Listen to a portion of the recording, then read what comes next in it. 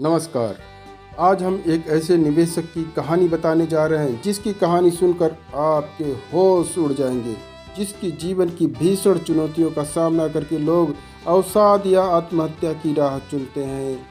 वैसे माहौल में वह हिला नहीं, डिगा नहीं, बल्कि और मजबूत ही हुआ। वास्तव में वह एक अलग किस्म का था। वह अलग मिट्टी का बना हुआ था। उसे झुकना नहीं आता था। चुनौतियों को सामना करना उसे बखूबी आता था। चुनौतियाँ एक बार नहीं बार बार आई, वह उसको झेलता रहा पर डिगा नहीं। बेहद कंगाली से बेहद अमीर बनने की उसकी कहानी वास्तव में हैरत अंगेज। ये कहानी है चार्ली मंगेर की। चार्ली मंगेर बहुत ही जीनियस बच्चा था। उसे पढ़ने लिखने का बहुत ही शौक था। इसीलिए कहा जाता है पढ़ने लिखने का शौक रखो, तुम्हें चुनौतियाँ आती रहेंगी, तुम उसे झेल जाओगे, बेहद कठिनाई से भी तुम निकल पाओगे। चार्ली मंगेर को पढ़ने लिखने का बहुत शौक था। वे पहले महीने में पूरे साल का सिलेबस पढ़ डालते थे, फिर अन्य किताबें भी पढ़ डालते थे, अपने सहपाठियों का होमवर्क भी कर डालते थे। वे बहुत मनी माइंडेड व्यक्ति थे। उनका मस्तिष्क हमेशा बिजनेस के लिए कौंधता रहता था। वे होमवर्क करने के लिए रुपए भी लेना शुरू कर दिए। स्टूडेंट लाइफ में ही वे किराना शॉप का काम करके कस्टमर को पहचानना सीखना शुरू कर दिए। बिजनेस की बारीकियों को सीखने लगे, परंतु पढ़ाई जारी रखे और बड़े होकर ला स्नातक करके पेशे से वकील बन गए। उनकी जब शादी हुई तभी से उनके जीवन की परेशानियां भी शुरू हुई। वे अपने जान पहचान की लड़की से शादी तो किए, किंतु उनकी शादी एक बुरा सपना साबित हुई।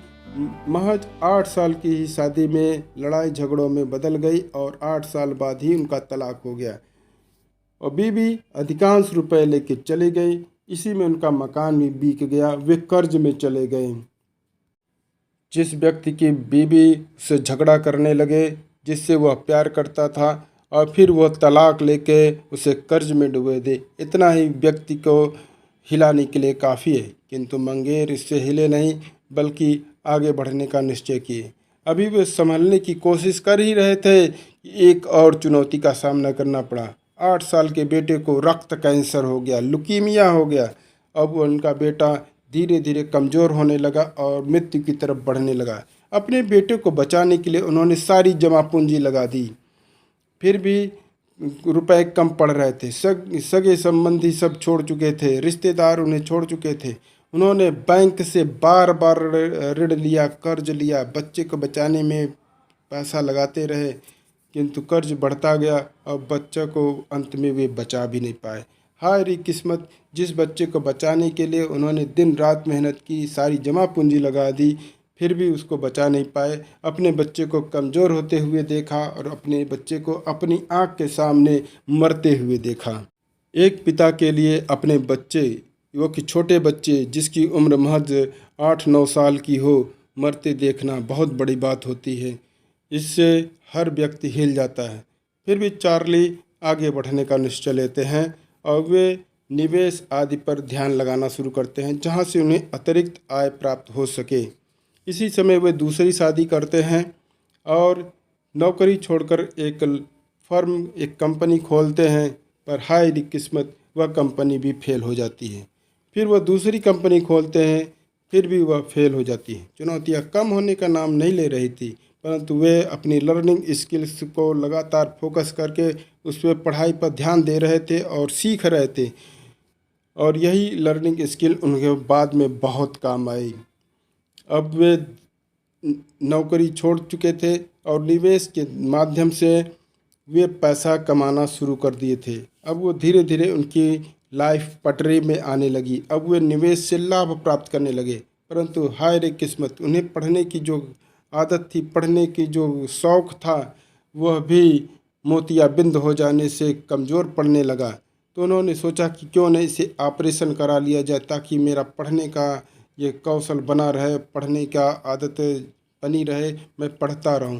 पर हाय रे किस्मत, ऑपरेशन फेल हो गया। उनकी बची खुची आँख की रोशनी भी चली गई। वे दूसरे आँख से थोड़ा थोड़ा वे पढ़ाई जारी रखते हैं और इसी समय वे वारेन बफेट के संपर्क में आते हैं। वारेन बफेट इन्हें अपना सलाहकार बना लेते हैं। उनकी ही सलाह पर वे निवेश पर जोर देते हैं, निवेश में आगे बढ़ते हैं और निवेश में वो प्रॉफिट कमाते हैं और उनको वर्कशायर हैथवे कंपनी का उपाध्यक्ष भी बना देते हैं और दोनों ने मिलकर उस कंपनी को 800 अरब की कंपनी बना देते हैं। इस तरह से चार्ली मंगेर काफ़ी धनी व्यक्ति बन जाते हैं।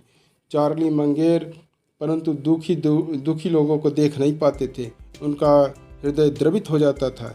वे काफ़ी परोपकारी व्यक्ति थे और अपने धन का काफ़ी बड़ा भाग वे दान में लगा दिया करते थे।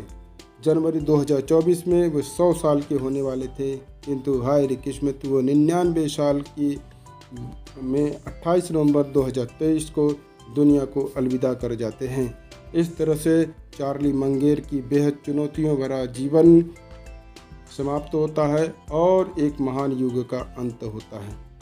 इस कहानी से सीख मिलती है कि हमें बेहद चुनौतियों में कमज़ोर नहीं होना है, बल्कि संभलना है और आगे बढ़ना है, आगे फोकस करना है और अपनी पढ़ाई, अपनी लर्निंग पर हमेशा फोकस करना है। यही पढ़ाई, यही लर्निंग आपको जीवन में आगे ले जाएगी, आपको बेहद कठिन परिस्थितियों को भी आसान बनाएगी, आपका जीवन आसान बनाएगी। आप बेहद कंगाली से बेहद अमीर बन सकते हैं। यह कहानी आपको कैसी लगी कमेंट सेक्शन में बताइएगा और इस चैनल को लाइक, शेयर, सब्सक्राइब कीजिएगा। धन्यवाद, नमस्कार।